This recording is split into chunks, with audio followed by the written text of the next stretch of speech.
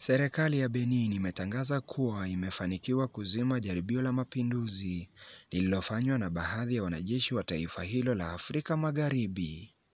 Kulingana na waziri wa mambo ya ndani Alassane Seidu, katika hotuba iliyotangazwa kwenye televisheni, alisema nikimnukuu, jeshi la Benin na viongozi wake wakiwa waaminifu kwa kiapo chao, wamesalia kuwa waaminifu kwa jamhuri.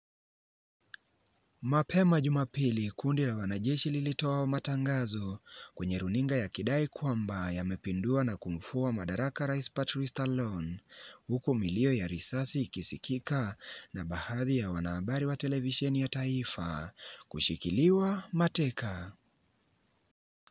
Mshauri wa rais ametoa tangazo kupitia kwa BBC kuwa kiongozi huyo yuko salama na yuko katika ubalozi wa Ufaransa.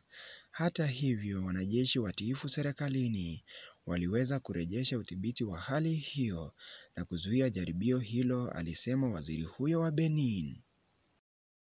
Helikopta zimeonekana zikizunguka juu ya mji mkuu Cotonou, makao ya serikali, na barabara zimefungwa, huku kukiwa na ulinzi mzito wa jeshi katika mitaa kadhaa.